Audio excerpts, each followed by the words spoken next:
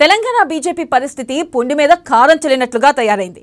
ఇప్పటికే అంతర్గత కలహాలు, ఆత్మ ప్రబోధం పేరుతో ప్రెస్ మీట్లు పెట్టి సొంత నేతలు పార్టీపైనే నాయకులు విమర్శలు చేస్తున్నారు.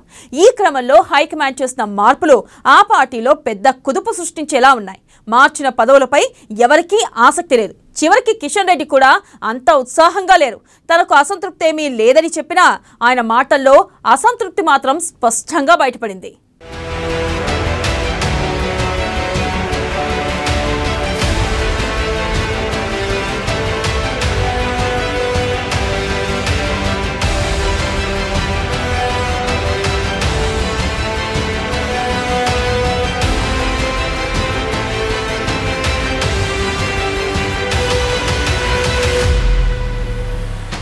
తెలంగాణలో బీజేపీకి గడ్డుకాలం.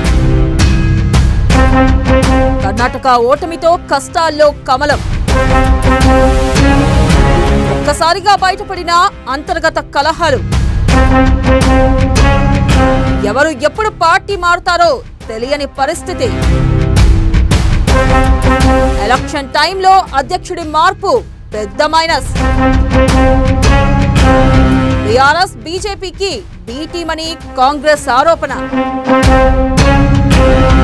బీజేపీని విమర్శించని బీఆర్ఎస్ నేతలు.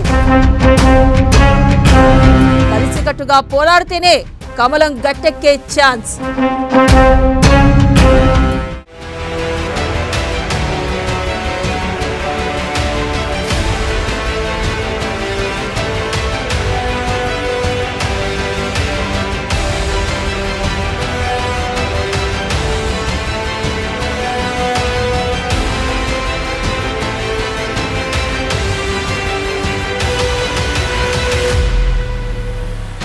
తెలంగాణలో బీజేపీ భవిష్యత్తు ప్రశ్నార్థకంగా మారింది. మొన్నటి వరకు బీఆర్ఎస్ కు పోటీగా నిలిచి ధీటుగా కనిపించిన బీజేపీ ఇప్పుడు బలహీనపడినట్లు కనిపిస్తుంది.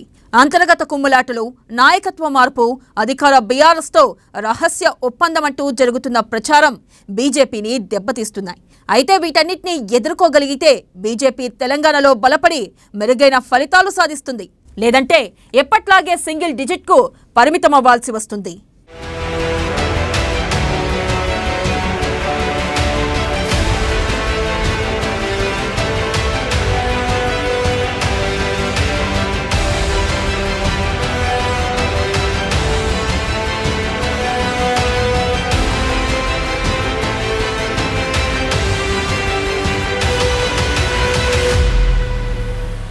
తెలంగాణ బీజేపీ సంక్షోభంలో పడినట్టే కనిపిస్తుంది. అంతర్గత కుమ్ములాటలతో పార్టీలో గందరగోళం నెలకొంది. కర్ణాటకలో ఓటమితో పార్టీకి భారీ నష్టం కలిగితే మరోవైపు అధిష్టానం తీసుకుంటున్న తప్పుడు నిర్ణయాలు మరింత డ్యామేజ్ చేస్తున్నాయి. ఎన్నికలపై ఫోకస్ చేసి ప్రజల్లోకి వెళ్లాల్సిన టైంలో నేతల మధ్య పంచాయతీ తేల్చుకోవాల్సిన పరిస్థితి తలెత్తింది. అసలు పార్టీలో ఎవరుంటారో ఎవరు ఉండరో అని కార్యకర్తల్లోనే సందేహాలు తలెత్తుతున్నాయి.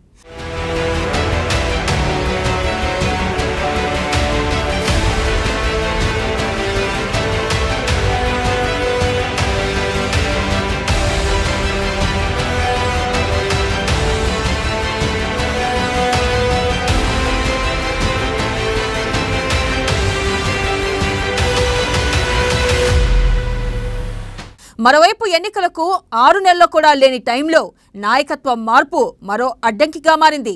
దీనికి తోడు బీఆర్ఎస్ తో రహస్య ఒప్పందం ఉందని కాంగ్రెస్ చేస్తున్న ప్రచారం, కాంగ్రెస్ కు నేతల వలసలు వంటివి అడ్డంకిగా ఉన్నాయి. వీటన్నిటి విషయంలో బీజేపీ ఎలా స్పందిస్తుంది అన్న దానిపైనే బీజేపీ భవిష్యత్ ఆధారపడి ఉంటుంది.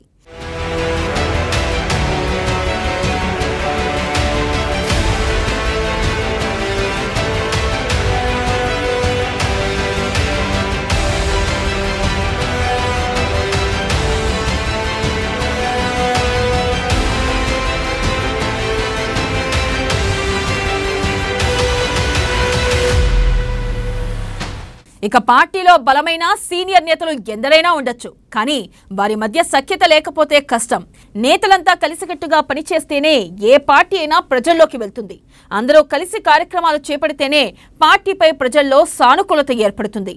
అలాంటిది వారిలో వారే విమర్శించుకుంటే ప్రజల్లో చులకన కావాల్సి వస్తుంది. ప్రస్తుతం బీజేపీలో కూడా ఇదే పరిస్థితి నెలకొంది. బండి సంజయ్కు అనుకూల వ్యతిరేక వర్గాలు బీజేపీలో ఉన్నాయి.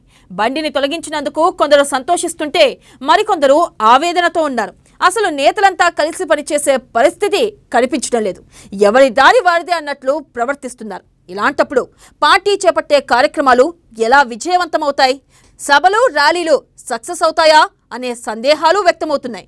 నేతలు అందరూ ఒకటిగా పనిచేస్తూ ఎవరి నియోజకవర్గంలో వాళ్ళు పార్టీని బలపరిచే కార్యక్రమాలు చేపట్టాలి. అప్పుడే ఎన్నికల్లో గెలిచే అవకాశాలు పెరుగుతాయి.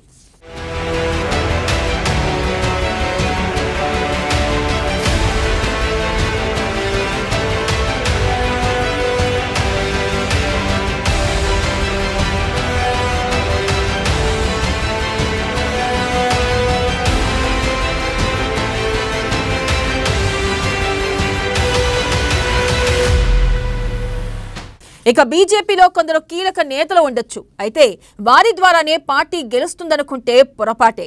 అన్ని నియోజకవర్గాల్లోనూ బలమైన నేతలు కావాలి. అంటే ఇతర పార్టీల నేతల్ని కూడా చేర్చుకోవాల్సిన పరిస్థితి. ఈ విషయంలో బీజేపీ వెనకబడిందనే చెప్పవచ్చు. గతంలో కొండా విశ్వేశ్వరరెడ్డి, కోమిటిరెడ్డి రాజగోపాల్ రెడ్డి వంటి నేతలు పార్టీలో చేరారు. ఆ తర్వాత ఊపు తగ్గింది. కొంతకాలంగా చెప్పుకోదగ్గ నేతలెవరూ పార్టీలో చేరలేదు.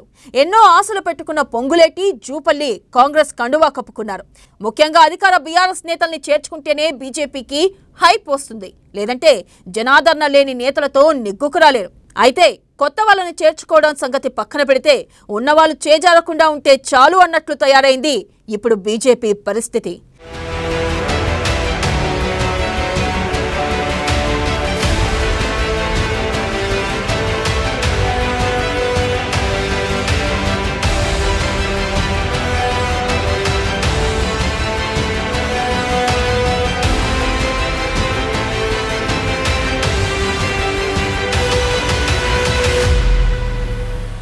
బీఆర్ఎస్ తో రహస్య ఒప్పందం కుదిరిందని బీజేపీపై ప్రధానంగా ఓ విమర్శ వినిపిస్తుంది.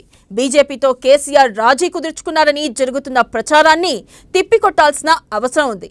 బీఆర్ఎస్ బీజేపీకి బీ టీం అని కాంగ్రెస్ విమర్శిస్తుంది. దీనికి తగ్గట్లే రెండు పార్టీలు వ్యవహరిస్తున్నాయి. గతంలో లాగా బీజేపీని కేసీఆర్ కానీ బీఆర్ఎస్ నేతలు కానీ విమర్శించడం లేదు. చాలా కాలం తర్వాత కేంద్ర హోంమంత్రి అమిత్ షాతో భేటీకి కేటీఆర్ ప్రయత్నించారు. కేంద్రంలో ప్రతిపక్ష కూటమికి బీఆర్ఎస్ దూరంగా ఉంటుంది. మరోవైపు ఢిల్లీ లిక్కర్ స్కామ్లో కవిత పాత్ర ఉన్నా అరెస్ట్ చేయడం లేదని, బీజేపీతో బీఆర్ఎస్కు కుదిరిన ఒప్పందంలో భాగంగానే కవితపై చర్యలు తీసుకోవడం లేదని కాంగ్రెస్ విమర్శిస్తుంది. బీజేపీ నుంచి కూడా ప్రభుత్వానికి వ్యతిరేకంగా గతంలో లాగా కార్యక్రమాలు చేపట్టడం లేదు. వీటన్నిటికీ బీజేపీ సమాధానం చెప్పాల్సి ఉంది. కవిత విషయంలో సిబిఐ స్పందించడం, బీఆర్ఎస్కు వ్యతిరేకంగా కార్యక్రమాలు చేపట్టడం ద్వారా బీజేపీ బీఆర్ఎస్ ఒక్కటి కాదన్న సంకేతాల్ని పంపాలి. లేదంటే కాంగ్రెస్కు లాభం కలిగించినట్లే అవుతుంది.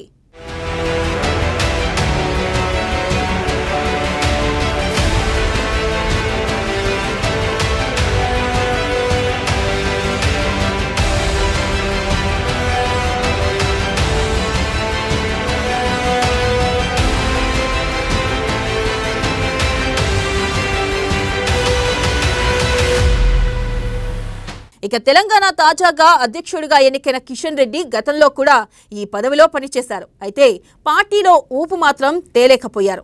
ఇది సగటు కార్యకర్తలు చెప్పే మాటే. కిషన్ రెడ్డి హయాంలో హైదరాబాద్ దాటి కార్యక్రమాలు చేపట్టింది చాలా తక్కువ. కానీ బండి సంజయ్ దీనికి భిన్నంగా వ్యవహరించారు. తెలంగాణ అంతటా ఏదో ఒక కార్యక్రమం చేపట్టారు. కింది స్థాయి కార్యకర్తలకు దగ్గరయ్యారు. ఏ కార్యకర్తకు కష్టం వచ్చినా ముందుండి నడిపించారు. దీంతో బండి సంజయ్ మాస్ లీడర్గా ఎదిగారు. పార్టీని ముందుండి నడిపించారు. ఇప్పుడు కిషన్ రెడ్డి ఈ పని చేయగలరా అనే సందేహాలు వ్యక్తమవుతున్నాయి.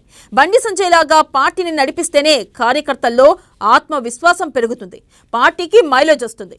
వీటన్నిటిపై దృష్టి పెడితేనే తెలంగాణలో బీజేపీకి ఛాన్స్. లేదంటే మరో దఫా ఎన్నికల కోసం ఎదురు చూడాల్సిందే.